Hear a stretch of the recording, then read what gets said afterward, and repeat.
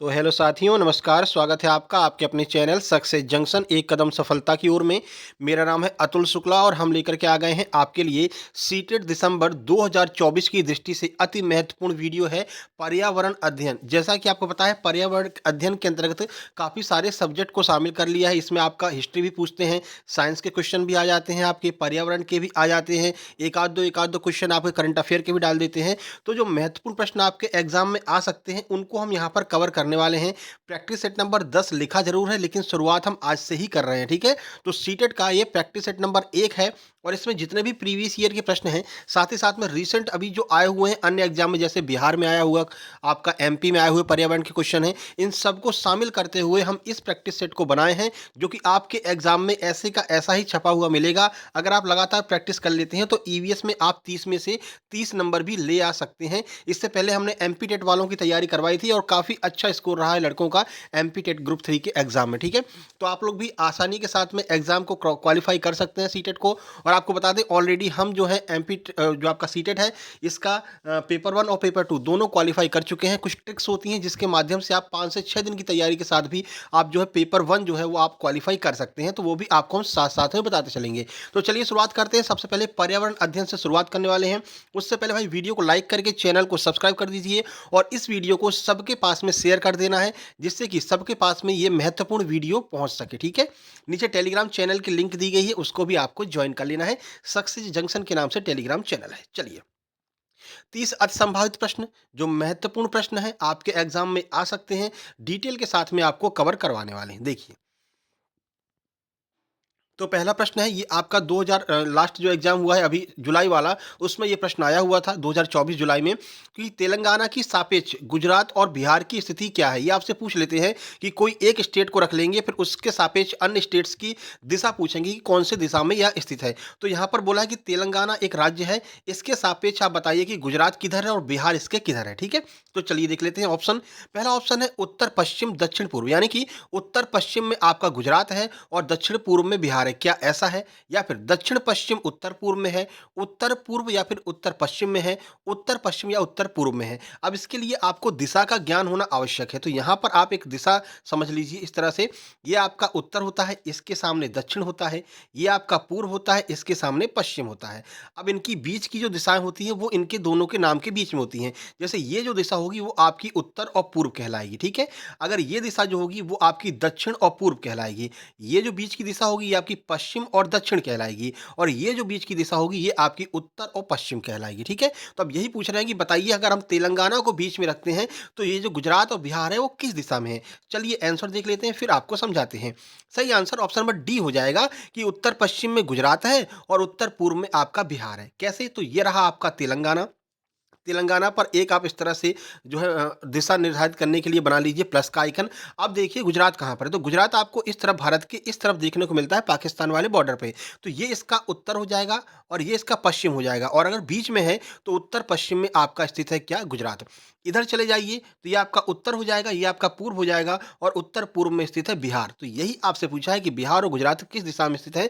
तो option number D आपका बिल्कुल सही आंसर हो जाएगा, ठीक है। चलिए देखिए, तो तेलंगाना की बात कर लेते हैं क्योंकि यहाँ से प्रश्न आगे और बन सकता है। तो तेलंगाना भारत के दक्षिणी भाग में स्थित एक राज्य है। गुजरात तेलंगाना के उत्तर पश्चिम में स्थित है। यह भारत के पश्चिमी तट पर अरब सागर की सीमा से लगा हुआ है। जैसा आपको हमने बताया, ये आपका गुजरात इस जगह पर है, तो यहाँ पर क्या है? अरब सागर है, ठीक है। तो अरेबियन सी से लगा हुआ है गुजरात आपका, ठीक है। बिहार तेलंगाना के उत्तर पूर्व में स्थित है। यह भारत के पूर्वी भाग, जिसकी सीमा उत्तर में नेपाल से मिलती है, इससे जुड़ा हुआ है। इस तरह जो आपका इस तरफ नेपाल है तो यहाँ पर आपका बिहार है। तो ये जो बिहार है इसकी सीमा किससे? नेपाल के साथ में लगती है। तो ये भी आपको यहाँ पर क्लियर बता दिया गया है, ठीक है। पहला प्रश्न आपके समझ में आ गया। इसी तरह से सारे क्वेश्चंस को हम कराने वाले हैं। चलिए अगला देखिए, अगला क्वेश्चन है, छात्रों में ईवीएस में प्रक्रिया कौशल का आकलन करने के लिए आकलन की प्रयुक्त उपकरणों की अधिकतम संख्या का चयन कीजिए। अगर आप छात्रों का आकलन करना चाहते हैं तो छात्रों के पास में क्या-क्या चीज़ें होनी चाहिए जिससे कि आप छात्रों का आकलन कर सकते हैं। पहला है शिक्षक डायरी। तो ये भाई शिक्षक डायरी छात्र क्या करेंगे? तो शिक्षक के पास में होगी। तो पहला ऑप्शन आपका एलिमिनेट हो जाएगा, यानी जिस भी ऑप्शन में ए रहेगा वो आपका गलत हो जाएगा, ठीक है। इसके बाद देखते हैं हैं प्रोजेक्ट कार्य, बिल्कुल सभी छात्रों के पास प्रोजेक्ट कार्य होना चाहिए, चित्र बनाना आना चाहिए, छात्रों को सबको चित्र बनाना आना चाहिए। यही तो आप चेक करेंगे कि चित्र बना ले रहे हैं कि नहीं बना रहे हैं, प्रोजेक्ट कार्य कर रहे हैं कि नहीं कर रहे हैं, तो यही आप चेक करेंगे। और ऑप्शन नंबर डी है बी और सी दोनों, तो यही आपका आंसर हो जाएगा। ऑप्शन नंबर बी और ऑप्शन नंबर सी, ये दोनों काम जो है बच्चों के पास में होंगे, ये दोनों चीज़ें बच्चों के पास में होंगी, तो आप बच्चों का सही आकलन कर सकेंगे। तो ऑप्शन नंबर डी आपका सही हो जाएगा। ठीक है, देखिए कुछ जानकारी आपको दे दें, तो पर्यावरण अध्ययन में प्रक्रिया कौशल व संज्ञानात्मक और व्यवहारिक कौशल है, जिसका उपयोग छात्र पर्यावरण घटनाओं की जांच, समझ और विश्लेषण के लिए करते हैं। तो प्रोजेक्ट कार्य में यही दिया जाता है कि आज आपको इस बात पर प्रोजेक्ट बनाना है कि आपके वायुमंडल में कितनी परसेंट नाइट्रोजन है, कितनी ऑक्सीजन है और कितनी परसेंट कार्बन डाइऑक्साइड है। तो बच्चों को क्या होता है, जांच करते हैं, बच्चे चेक करते हैं, विश्लेषण करते हैं, उसके बाद में उसका प्रोजेक्ट बना करके ले आते हैं। यही कार्य जो है बच्चों के लिए दिया जाता है। चलिए क्वेश्चन नंबर 3 देखिए। क्वेश्चन नंबर 3 है, प्राथमिक स्तर पर ईवीएस को एक एकीकृत दृष्टिकोण में संचालित करने की सिफारिश दी जाती है। सबसे उपयुक्त इसका कारण क्या है? तीनों कारण आपको सही लगेंगे, लेकिन जो बिल्कुल सही है, सबसे उपयुक्त है, वह आपको बताना है कि एकीकृत दृष्टिकोण क्यों रखा जाता है। मतलब कि ईवीएस के अंदर ही आपको सारे सब्जेक्ट देखने को क्यों मिलते हैं। ऐसा क्यों होता है कि ईवीएस में ही आपको इतिहास मिल जाता है, ईवीएस में ही आपको साइंस मिल जाता है, ईवीएस में ही आपको जो है कॉन्स्टिट्यूशंस भी मिल जाता है, ऐसा क्यों होता है? चलिए ऑप्शन देखें, फिर आपको आंसर बताते हैं।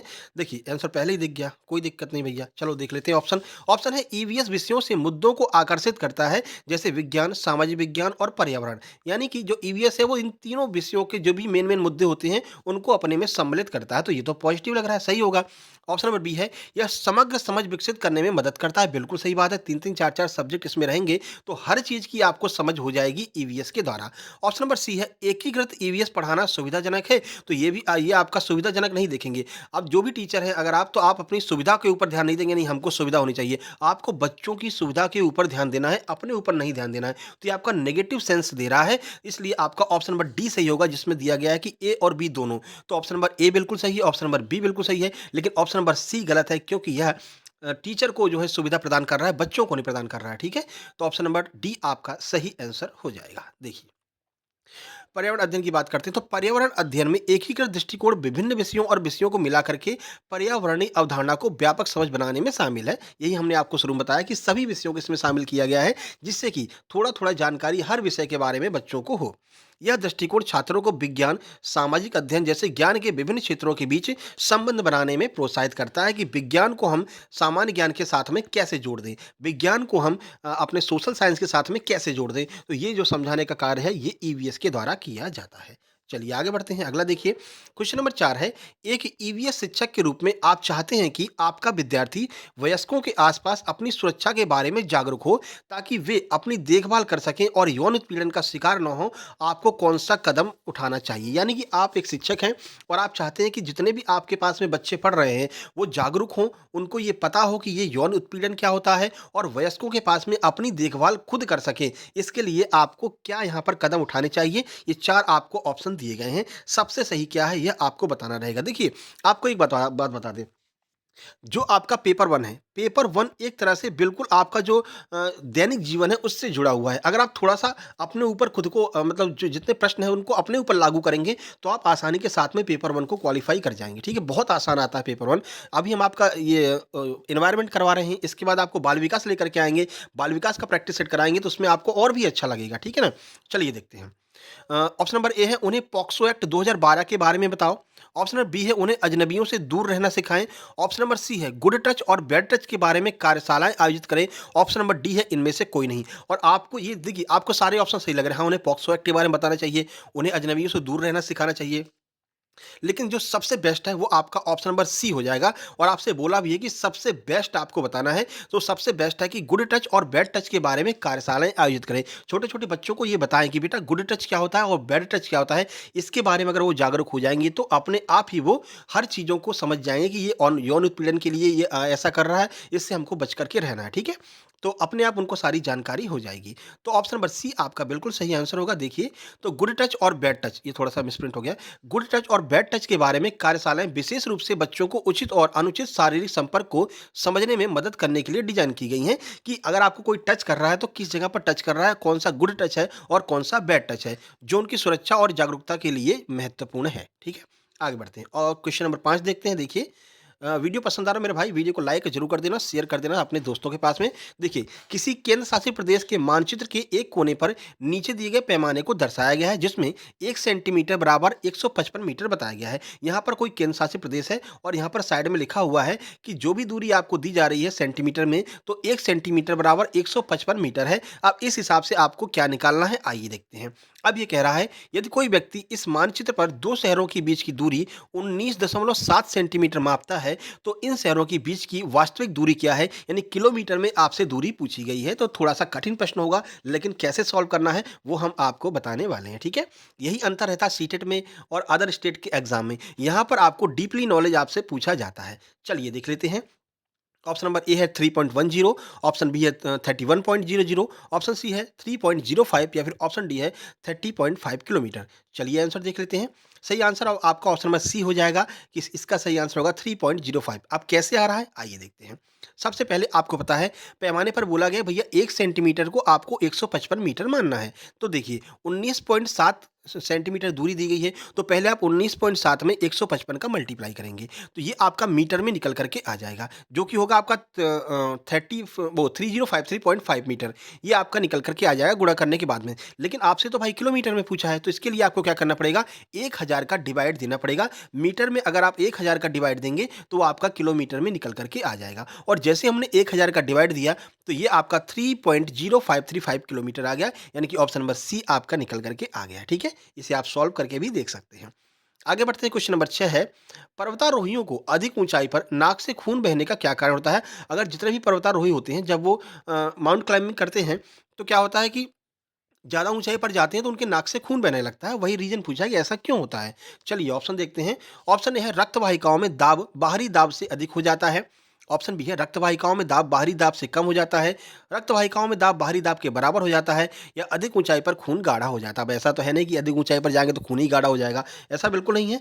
सही आंसर इसका ऑप्शन नंबर ए हो जाएगा, यानी कि जो रक्त वाहिकाएं हैं, तो रक्त वाहिकाओं में जो दाब है वो बाहरी दाब से अधिक हो जाता है, जिसकी वजह से जो ब्लड होता है उसे जगह नहीं मिलती है फैलने की, इसलिए वह नाक के माध्यम से बाहर निकलने लगता है। देखिए, तो ऑप्शन नंबर ए आपका सही आंसर है। देखिए, उच्च ऊंचाई पर वायुमंडलीय दबाव काफी कम हो जाता है, परिणाम स्वरूप रक्त वाहिकाओं के अंदर का दबाव बाहरी वायुमंडलीय दबाव की तुलना में अपेक्षाकृत अधिक हो जाता है। इस वजह से नाक से रक्त आने लगता है। आगे बढ़ते हैं, अगला देखिए, क्वेश्चन नंबर 7 है आपके सामने। निम्नलिखित में से ऊष्मा के कुचालक समूह का चयन कीजिए, यानी कि जो आपका बैड कंडक्टर है वो आपसे पूछा जा रहा है, कुचालक समूह। चलिए देखते हैं, ऊन, लकड़ी और लोहा, तो लोहा तो भाई गुड कंडक्टर है, ये तो दिक्कत कर देगा, तो ऑप्शन नंबर ए अपना होगा नहीं। तांबा, हवा और जल, जल भी भाई गुड कंडक्टर है, तो ये भी गड़बड़ हो गया। ऑप्शन नंबर सी है, हवा, ऊन और एल्यूमिनियम, एल्यूमिनियम के तार बनाए जाते हैं, ये भी गुड कंडक्टर है, ये भी गड़बड़ हो गया। ऑप्शन नंबर डी आपका बिल्कुल सही हो जाएगा, ऊन, प्लास्टिक और लकड़ी, ये तीनों बैड कंडक्टर है, और यही आपका ऑप्शन हो जाएगा, यही आपसे पूछा गया है। ऑप्शन नंबर डी बिल्कुल सही आंसर हो जाएगा। देखिए, तो ऊष्मा के कुचालक, जिन्हें इंसुलेटर भी कहा जाता है, याद रखना इंसुलेटर भी आपका आ सकता है ऑप्शन में। इंसुलेटर भी कहा जाता है वह पदार्थ जो गर्मी को आसानी से अपने माध्यम से गुजरने नहीं देते हैं, यानी अगर गर्मी आ रही है तो उसको गुजरने नहीं देंगे, खुद में सोख लेंगे, पार नहीं जाने देंगे, उन्हें हम इंसुलेटर कहते हैं। ऑप्शन नंबर डी में ये सारे इंसुलेटर दिए गए हैं। आगे बढ़िए, क्वेश्चन नंबर 8 देखिए। क्वेश्चन नंबर 8 है, पहले दिन से 10वें दिन तक बीज किस प्रकार अंकुरण आते हैं, लिखिए। रीता ने अनुकरण अंकुरण का पाठ पढ़ाने के पहले अपने विद्यार्थियों को यह कार्य दिया। रीता ने कहा कि देखो, कल हम अंकुरण का पाठ पढ़ा रहे हैं, लेकिन आपको एक काम करना है, अपने दिमाग से कुछ लिख करके लाइए कि पहले दिन से लेकर के 10वें दिन तक बीजों में अंकुरण कैसे होता है। तो अब ये मतलब ये काम दे दिया रीता ने, तो वह छात्रों को कौन-सी क्षमता का आकलन करने की कोशिश कर रही है? क्या कोशिश कर रही है कि कौन-सी ऐसी क्षमता है जो बच्चों की आँकी जा सकती है, इस प्रश्न से। आइए ऑप्शन देखें। तो ऑप्शन ए है, अनुमान करें और अंकुरित बीज कैसे दिखेंगे ये सोचने का कोशिश करें, निरीक्षण करें और रिकॉर्ड करने की कोशिश करें। ऑप्शन नंबर सी है, दी गई क्रियाकलाप से निष्कर्ष निकालें। ऑप्शन नंबर डी है, ए, बी और सी, यानी कि उपरोक्त सभी। सही आंसर आपका ऑप्शन नंबर डी हो जाएगा, यानी कि जब वो यह काम दे रही है तो ये भी कह रही है कि बच्चे अनुमान करेंगे कि अंकुरित बीज कैसे दिखते हैं। ऐसे पहले चना होता है, चने को आप डाल दीजिए, अंकुरण के बाद में उसमें ऐसे रेशे निकल आते हैं, तो ये बच्चों को देखेंगे, बच्चे ये सीख पाएंगे। उसके बाद बच्चे निरीक्षण करेंगे और चीज़ों को लिखेंगे कि 1 से 10 दिन के बीच में किस तरह से चनों में अंकुरण निकले हैं। ऑप्शन सी, दिए गए क्रियाकलाप से निष्कर्ष निकालेंगे कि हाँ, जो चने हैं उसमें अंकुरण क्यों निकले हैं, तो एक निष्कर्ष भी निकल करके आएगा, यानी कि ऑप्शन नंबर डी आपका बिल्कुल सही आंसर हो जाएगा। यही चीज़ें हमने यहाँ पर लिख करके बता दी हैं, तो आप देख लीजिएगा। चलिए, क्वेश्चन नंबर 9 है, पौधों की एक प्रजाति एक्स है, जो बहुत अधिक संख्या में पैदा होती है, लेकिन पूरे विश्व में भारत के वायु भाग में ही पैदा होती है। बताइए यह किस प्रकार की प्रजाति है? मान लीजिए ये आपका इंडिया है, ठीक है? एक कोई प्रजाति एक्स है, ठीक है? लेकिन वो केवल केवल वायु भाग में ही भारत के जो है पैदा होती है। मान लीजिए आप हाँ, केरल में चले जाइए, कोई मसाला है जो केवल केवल केरल में ही पाया जाता है, तो उसको हम क्या कहेंगे? वो कैसी प्रजाति है? प्रचुर प्रजाति है, विदेशी प्रजाति है, स्थानिक है या फिर विलुप्त होने के कगार पर है? आइए आंसर देखते हैं। प्रश्न का सही आंसर होगा ऑप्शन नंबर सी, यानी कि वह एक स्थानिक प्रजाति है जो केवल एक ही जगह पर हो रही है, ना तो भारत में कहीं हो रही है और ना ही पूरे विश्व में कहीं हो रही है, केवल केवल केरल में ही हो रही है, तो उसे हम स्थानिक प्रजाति कहेंगे, यानी कि ऑप्शन नंबर सी आपका सही आंसर होगा। देखिए, तो स्थानिक प्रजातियां वे प्रजातियां होती हैं जो किसी विशेष भौगोलिक क्षेत्र में पाई जाती हैं और दुनिया में वे और कहीं भी नहीं पाई जाती हैं। तो प्रजाति एक्स बड़ी संख्या में बढ़ रही है, लेकिन केवल भारत के वायु भाग में है। अतः ये जो परिभाषा है वो बिल्कुल फिट बैठ रही है कि जो प्रजाति एक्स है उसे हम स्थानिक प्रजाति कहेंगे। 14 तारीख तक लगातार आपका हम इसी तरह से, चाहे वो आपका ईवीएस हो, बाल विकास हो, हिंदी हो, सबकी प्रैक्टिस करवाने वाले हैं। चलिए क्वेश्चन नंबर 10 देखिए, पैडागोजी भी लेकर के आएँगे, परेशान नहीं होइए। ईवीएस में पर्यावरण का क्या अर्थ है? ऑप्शन ए है मानव निर्मित पर्यावरण, प्राकृतिक पर्यावरण, सामाजिक पर्यावरण या फिर सांस्कृतिक पर्यावरण या फिर उपरोक्त सभी। आइए आंसर देखते हैं कि पर्यावरण का अर्थ क्या है। सही आंसर आपका ऑप्शन नंबर ई हो जाएगा, यानी कि ये चारों के चारों ऑप्शन बिल्कुल सही हो जाएँगे। चलिए देखिए, तो पर्यावरण अध्ययन में पर्यावरण शब्द का अर्थ है प्राकृतिक और मानव निर्मित प्रवेश, यानी कि चाहे वो प्रकृति के द्वारा बनाया गया हो, चाहे वो मानव के द्वारा बनाया गया हो, सारी चीजें मिलकर के पर्यावरण का निर्माण करती हैं। इसमें सजीव भी आते हैं, निर्जीव घटक भी आते हैं, आपस में क्रिया करते हैं। इसमें हवा भी आता है, पानी आता है, मिट्टी आता है, पौधे, जानवर, ये सारी चीजें मिलकर के एक पर्यावरण का निर्माण करती हैं। यानी चाहे वो मानव निर्मित हो, चाहे वो प्राकृतिक हो, सारी चीजें पर्यावरण के अंतर्गत आती हैं। इसलिए उपरोक्त सभी आपका आंसर होगा। 11 नंबर देखिए, हाथियों के विषय में निम्नलिखित में से सत्य कथन नहीं है, यानी कौन सा इसमें से गलत है? गलत आपसे पूछा है। नहीं शब्द को जरूर देखना, हालांकि वो लोग अंडरलाइन कर देते हैं या फिर डार्क कर देते हैं, लेकिन फिर भी नहीं शब्द पर आपको जरूर ध्यान देना है। देखिए, ऑप्शन नंबर ए, हथनियां झुंड में रहती हैं, ये तो बात बिल्कुल सही है। ऑप्शन नंबर बी, एक झुंड में 20 से 25 हथनियां और उनके बच्चे होते हैं। आइए अभी आगे देखेंगे। ऑप्शन नंबर सी है, हाथी 14-15 वर्ष की आयु तक झुंड में ही रहते हैं। ऑप्शन नंबर डी है, 15 वर्ष से अधिक आयु के हाथी झुंड को छोड़ देते हैं और अकेले रहते हैं। बताइए गलत कौन सा है इसमें से? सही आंसर आपका ऑप्शन नंबर बी हो जाएगा कि जो एक झुंड है उसमें 20 से 25 हथनियां नहीं रहती हैं, उसमें केवल 8 से 12 ही हाथी हाथनियां आपको देखने को मिलेंगे, इससे ज़्यादा नहीं रहते हैं, ठीक है ना? देखिए, तो झुंड का आकार बहुत भिन्न हो सकता है, लेकिन आमतौर पर जो लगभग 8 से 12 हाथियों से झुंड बने होते हैं, इससे ज़्यादा 15 हाथी होंगे, इससे ज़्यादा नहीं होंगे एक झुंड में। आगे बढ़ते हैं। 12 नंबर देखिए। हुँ, देखिए 12 नंबर है, ईवीएस कक्षाओं में मानचित्र पठन गतिविधियाँ छात्रों में कुछ योग्यता और कौशल का विकास करती हैं। यानी कि अगर आप मैप रीडिंग सिखा रहे हैं बच्चों को, तो वो कुछ गतिविधियाँ जो आपकी गतिविधियाँ हैं, वो बच्चों में कुछ कौशल का विकास करेंगी। वो कौशल कौन से हैं? यह आपसे पूछा है। तो स्थानों की सापेक्ष स्थिति को समझना, यानी स्थान कहाँ पर कैसे हम देख सकते हैं मैप के अंदर, वो बच्चे समझेंगे, बिल्कुल सही है। स्थानों की दिशाओं को समझना, दिशाओं को भी समझेंगे कि ये उत्तर-पूर्व है, ये उत्तर-पश्चिम है, ये ऐसा है, ये ऐसा है, इसको भी बच्चे समझेंगे, ये भी आपका पॉजिटिव है।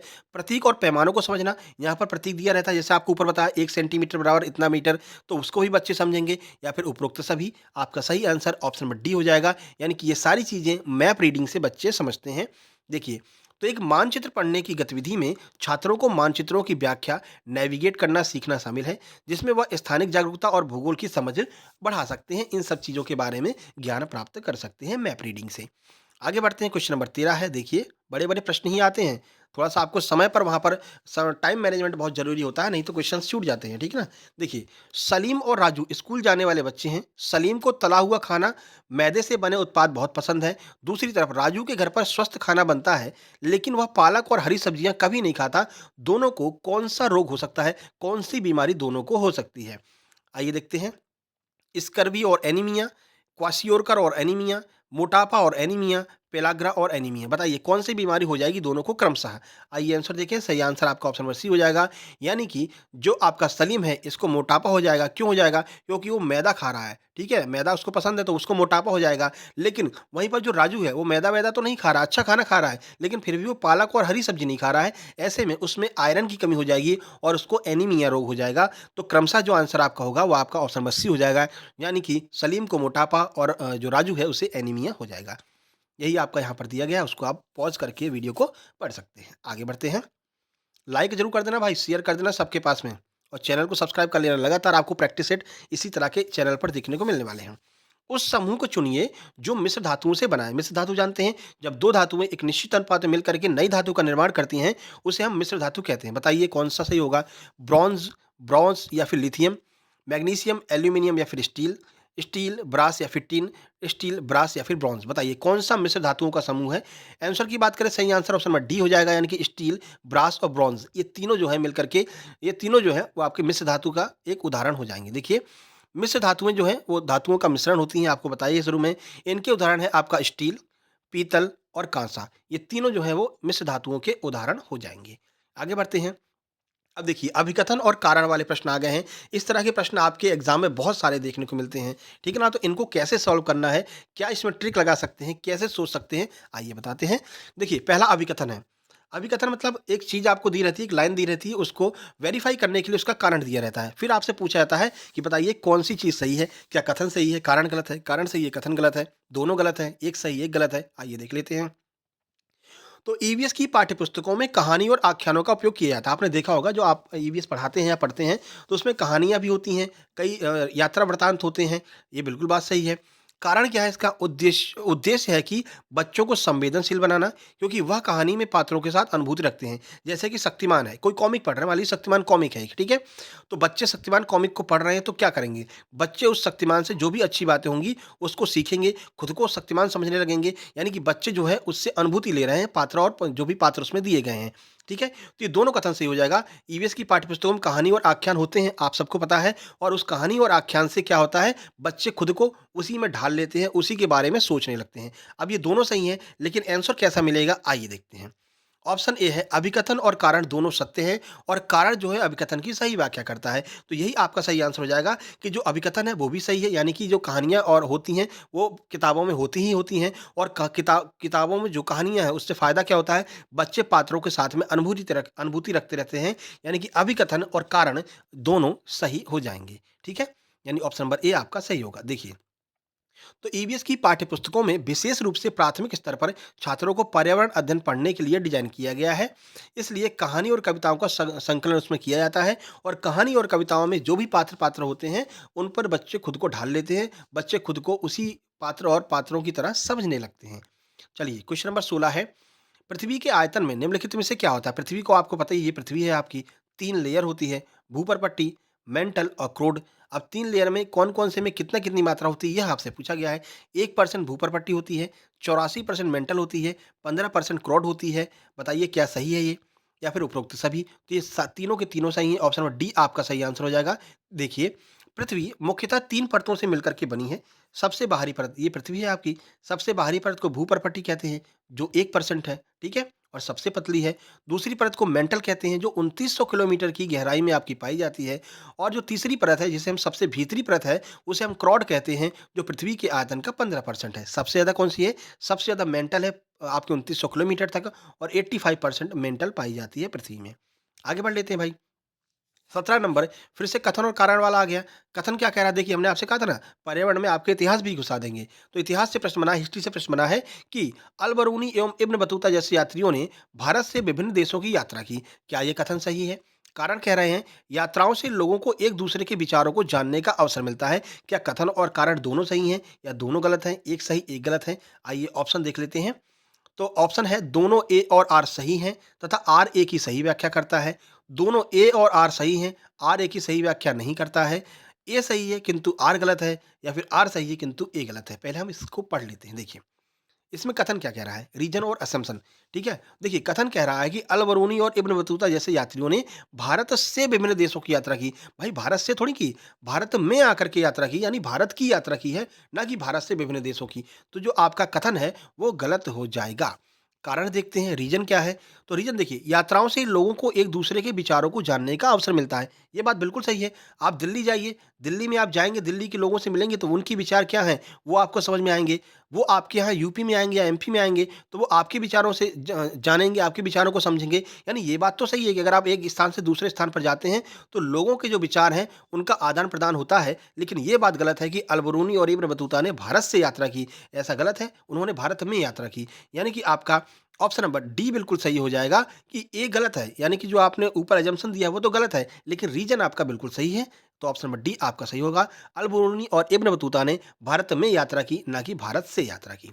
अगला देखिए क्वेश्चन नंबर 18। ईवीएस शिक्षिका अपने छात्रों से कल्पना करने और उत्तर देने के लिए कहती है, क्या होता अगर पृथ्वी से सभी पक्षियों को एक साथ मार दिया जाए। मतलब कि एक ईवीएस की शिक्षिका है, वो अपने बच्चों से कह रही है कि आपको इस बात पर सोचना है। क्या सोचना है? कि अगर हम एक साथ सभी जो पक्षी हैं उनको मार देंगे तो क्या होगा। अब ये प्रश्न कैसा है? अभिसारी प्रश्न है, काल्पनिक प्रश्न है, अपसारी प्रश्न है, या फिर दार्शनिक प्रश्न है। आइए आंसर देखते हैं। सही आंसर आपका ऑप्शन नंबर सी हो जाएगा, यानी कि यह एक अपसारी प्रश्न है। अब ये अपसारी प्रश्न क्या होते हैं, अभिसारी क्या होते हैं, आइए देख लेते हैं। देखिए, अपसारी प्रश्न की बात करें तो अपसारी प्रश्न संभावित उत्तरों और रचनात्मक सोच को प्रोत्साहित करते हैं, विभिन्न संभावना और दृष्टिकोण का पता लगाते हैं।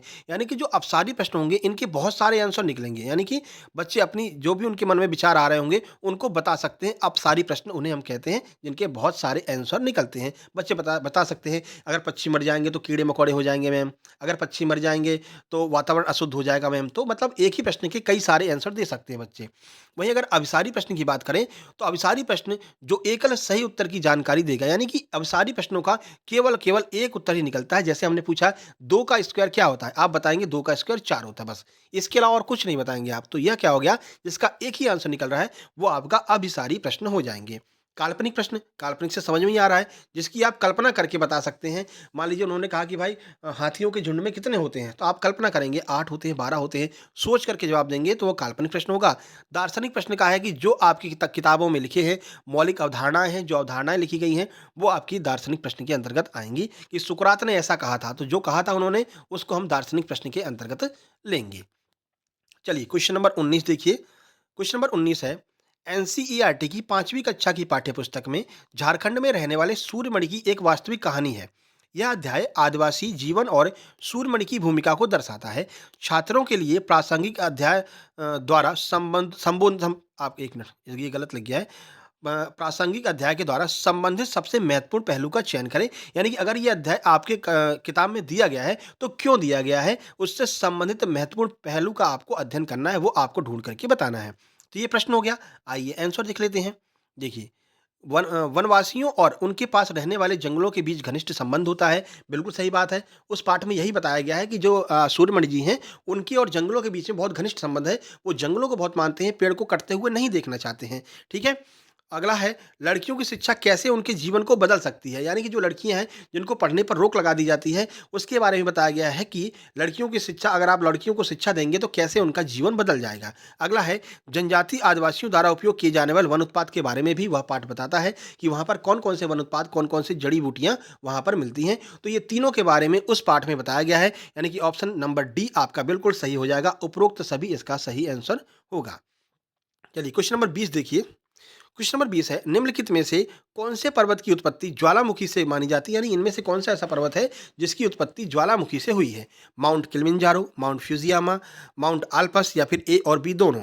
आंसर की बात करें, सही आंसर आपका ऑप्शन नंबर डी हो जाएगा। यानी कि ए और बी दोनों, माउंट किलिमंजारो और माउंट फ्यूजियामा, इन दोनों की उत्पत्ति ज्वालामुखी से हुई है। अब इन तीनों को देख लेते हैं कि हैं कहाँ पर, क्योंकि ये भी आपसे पूछा जा सकता है कि ये इनका सिचुएशन कहाँ पर, ये कहाँ पर सिचुएटेड है। आइए देखते हैं।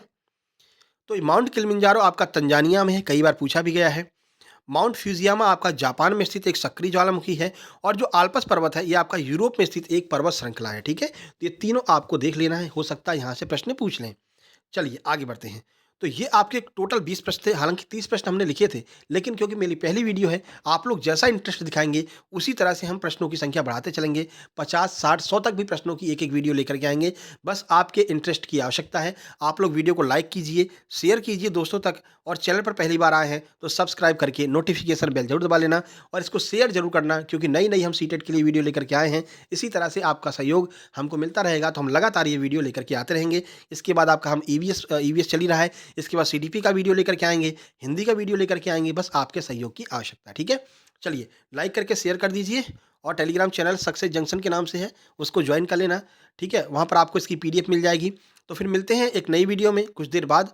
साथ ही साथ में एमपी वालों के लिए बता दें, महिला पर्यवेक्षक की क्लासेज बहुत जल्दी आपकी शुरू होने वाली हैं। हो सकता है आज पहली क्लास आपकी पोषण वाली महिला पर्यवेक्षक की आ जाए। ठीक है, चलिए फिर मिलते हैं नेक्स्ट वीडियो में। तब तक के लिए नमस्कार, धन्यवाद।